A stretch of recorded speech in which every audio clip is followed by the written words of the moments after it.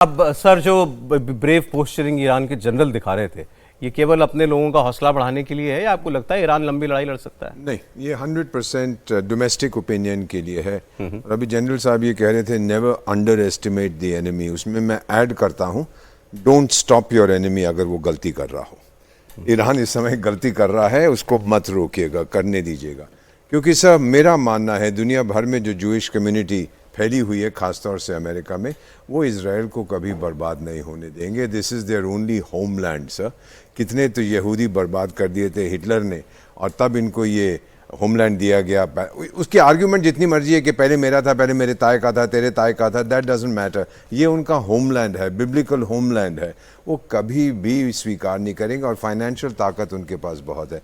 मेरा अपना मानना है कि कोई भी अमेरिकन प्रेसिडेंट अगर इजराइल को अबैंडन कर देता है तो वो मिडिल ईस्ट को खो बैठा है, क्योंकि उसका मेन चौकीदार मिडिल ईस्ट में, अगर वो चाहता है ऑयल रिसोर्सेज ये वो जो भी हैं, वो इजराइल है और कोई नहीं है। सऊदी के पास पैसा है, हथियार भी खरीद लिए हैं, लेकिन मैन पावर नहीं है। जो इजराइल कर सकता है वो उस एरिया में और कोई नहीं कर सकता। नहीं, लेकिन क्या ये एक ऐसी लड़ाई है और ईरान क्या ऐसा मुल्क है जिसको आप एक झटके में घुटनों पर ला सकते हैं? नहीं, लेकिन उसको गो अहेड सर। ऐसा है कि Iran conventionally you can not defeat them, लेकिन अगर it comes to the question of existence of Israel, तो जो उसके बाद 90-100 जो न्यूक्लियर डिवाइस है वो इस्तेमाल कर देगा। अगर तो दुनिया में कोई बहुत बढ़ जाएगी। नहीं, अगर कोई दुनिया में न्यूक्लियर डिवाइस इस्तेमाल करने की काबिलियत रखता है और गुर्दा रखता है, वो इजराइल है। और उसके लिए उसने बनाई इसी के लिए है वो। So that is the story. Nuclear option kicks in when you are threatened with extinction. जब आपको खत्म कर देंगे, आपका व्यक्तित्व एग्जिस्टेंस खत्म हो जाएगा, तब अस्तित्व जो है खत्म हो जाएगा, then you exercise the nuclear option and do it Israel if you have to, because आपके पास और जगह कौन सी है? छोटा सा तो आपका देश है, 1 करोड़ की आपकी आबादी है within Israel, बाकी तो हर जगह फैले हुए हैं। You have to do it, you have to survive. नहीं, वोरा सर, एक थ्योरेटिकल क्वेश्चन दे रहा हूं आपको, इवैल्यूएट कर लीजिए। लेट अस से हमने जो छोटी सी लैंड है इजराइल की, उसमें से सारे यहूदी हटा दिए, आपको क्या लग रहा है ये लड़ाई खत्म हो जाएगी?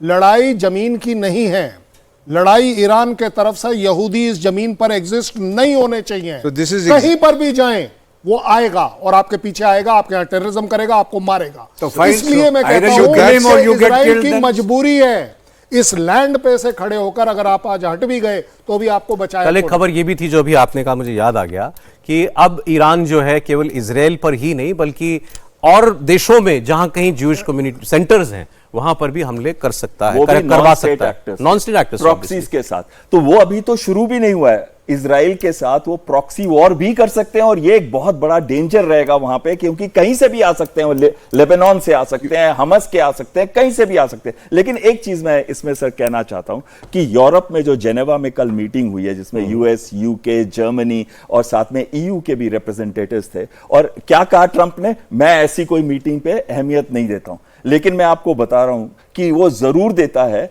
और साथ में अगर ये पीस डील होगी, जो मुझे बहुत लग रहा है, बहुत अंदर से लग रहा है कि 2 हफ्ते के अंदर अंदर ये पीस डील जरूर होगी। इस वजह से होगी क्योंकि इजराइल लास्ट नहीं कर पाएगा उसके बाद, और इजराइल को बचाने का एक तरीका है कि वो ईरान के साथ एक न्यूक्लियर डील अमेरिका कर। इजराइल को बचाने के लिए पीस डील होगी? एब्सोल्युटली। न्यूक्लियर या ईरान मांगेगा? नहीं, इजराइल और ईरान ने तो दूसरे दिन से मांग रहा है, ईरान दूसरे दिन से कह रहा है। लेकिन अब क्या हो रहा है कि अभी इतने डैमेज हो गया है इजराइल के अंदर। अभी अगर सपोज, मुझे 1 मिनट और दीजिएगा, सपोज 2000 मिसाइल्स वो एक्सपेंड करता है, सपोज, मैं ये भी नहीं कह रहा हूं 5000, 10,000, 20,000, मैं कह रहा हूं 2000 करता है, तो सोचिए अगर 10 से 15% भी लगे तो कितने टारगेट्स हो गए?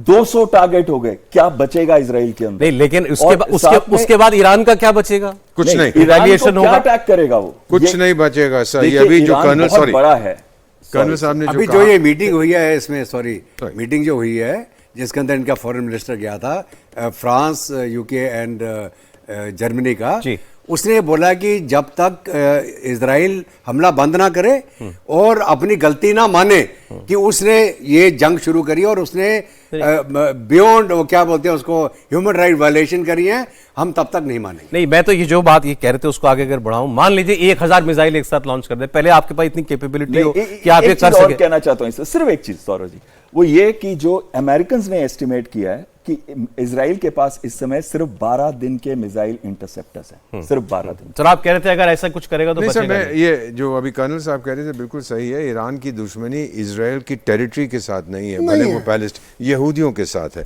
और फिर ये जो धमकियां दे रहे हैं कि जहां पर भी यहूदी कम्युनिटी होगी अटैक करेंगे, अमेरिका में तो बहुत बड़ी है, यूरोप में बहुत बड़ी। नेतन्याहू ने क्या कहा था यूएस कांग्रेस में जब वो भाषण दिया था कुछ समय पहले, उन्होंने कहा था कि हम सिर्फ इजराइल के लिए नहीं लड़ रहे, हम आपके लिए लड़ रहे हैं, हम यूरोप के लिए लड़ रहे हैं, हम अमेरिका के लिए लड़ रहे हैं, तो मुझे वो सामग्री दो जिससे मैं ये जंग खत्म करूं। Sir I trust him, I believe him कि वो कह रहा है we are fighting not just कि हम यहूदी जो है हम यहाँ इसराइल की टेरिटरी, हम तो उठ के चले जाएंगे लैटिन अमेरिका में, हम कहीं और चले जाएंगे, लेकिन ईरान मानेगा नहीं। और किस लिए नहीं मानेगा? क्योंकि उसका भेजा फ्राई हो चुका है। यहूदीज have a right to exist.